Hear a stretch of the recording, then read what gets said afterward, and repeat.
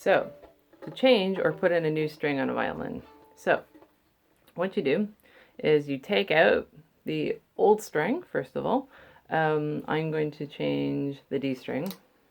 I'm not going to change it, I'm just going to take it out and put it back in again, which is something you don't really want to do. It's easier to put in a new string than an old string because the new string, the end will be straight, and really you're just threading the end of the string through a tiny hole in the peg, which I might be able to show you. Okay. All right. So here's my string.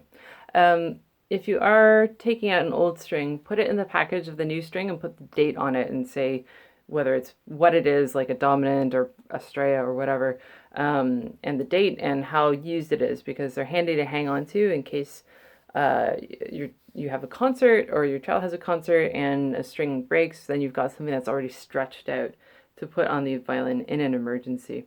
Okay, so most strings are going to have the ball end.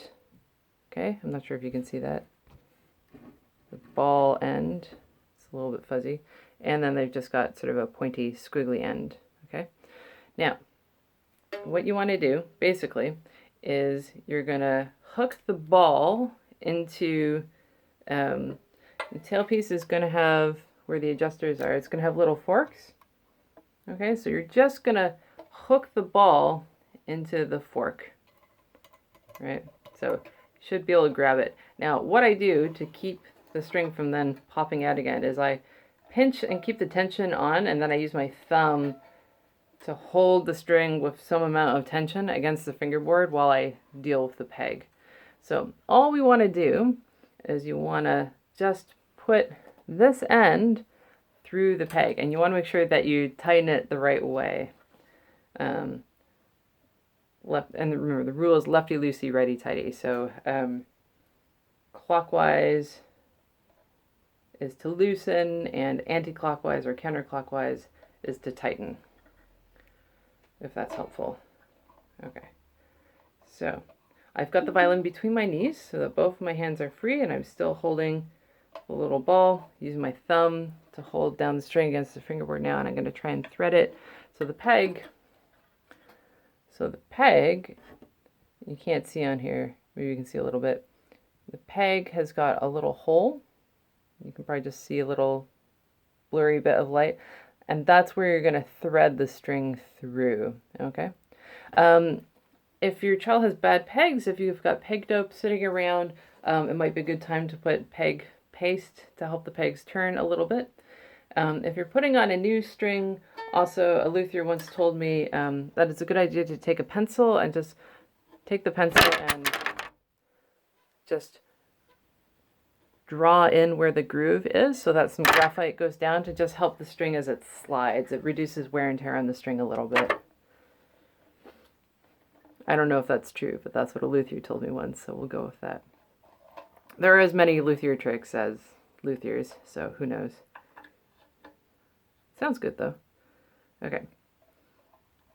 So, it's handy to have a pair of tweezers on hand if you're doing this, just because sometimes if you don't poke the string through enough, it can get really annoying to sort of try and pull it out the back, because you can't really get into the peg box, so tweezers can get in there for you. The other, and there's one other trick, if you have a really, like say you have a really sort of scraggly string and you just can't get it to stay in, what you can do, I've had to do this a couple times, you can actually, because basically when you put the string through the peg, you want it to come through a fair amount. You can see, about this much. What you can do is if you have a string that you just can't thread through the peg when the peg is in, you can thread it through beforehand and thread the string through the hole, through the peg box, and then push the peg in that way. It doesn't work very well in that, it sort of gets jammed where the string is, but I have done it when it was impossible to do it the correct way. So that's kind of a workaround if you have a string that if you only have an old string, or if you've been trying for hours to get the new string in, and the end is all bent and you just can't thread it through. Or maybe it's not a great peg and the hole that the string is supposed to go through is really tight and there's no way it will go through easily and you really do have to do it outside. You can then thread the ball end through the peg box, but we're not going to do that because that is a last ditch thing. Okay, so I'm threading the peg through. Okay, so I'm doing my D-string peg, so I've threaded it. Probably can't see on here. No, you can't see.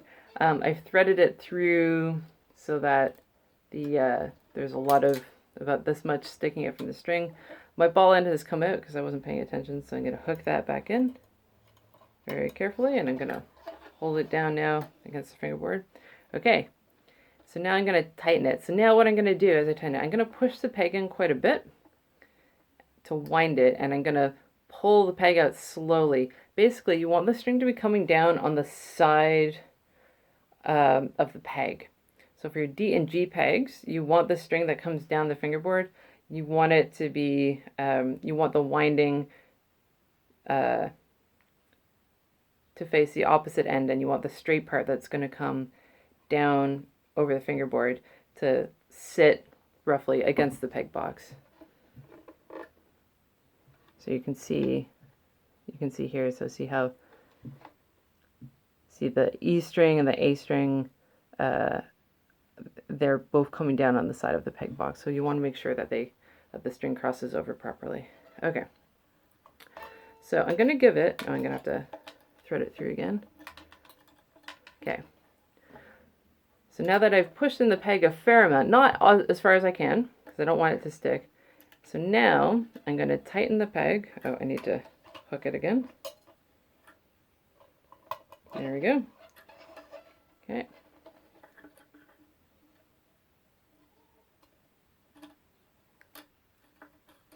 See, this is hard because it's an old string. It's very finicky work. It's not really very fun to string a violin. It's even less fun to do it in the middle of a concert. Run off stage, try to get back on for the next piece.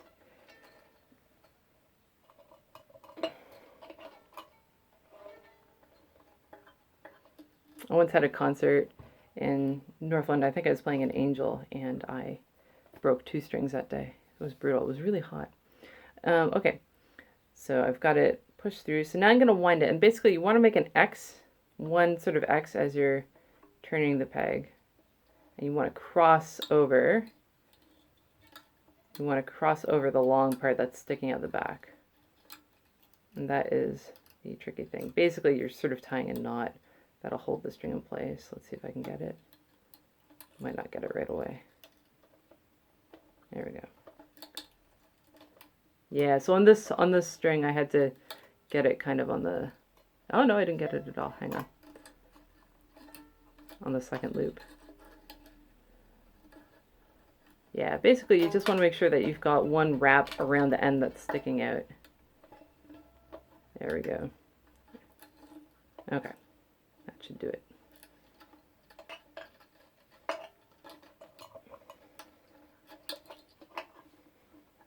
I think the first time I changed the string I was in year 6, and so I was like 12. It took me about 45 minutes.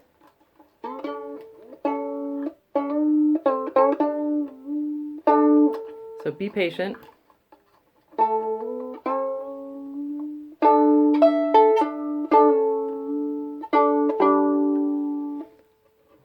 I would always try to help tune other people's violins, other students' violins at concerts, and help with that kind of stuff. So I got a lot of practice tuning bad instruments, because it's much easier to tune a professional instrument. And yeah, putting in string is no fun. So it's not easy if you've never done it before. So good luck.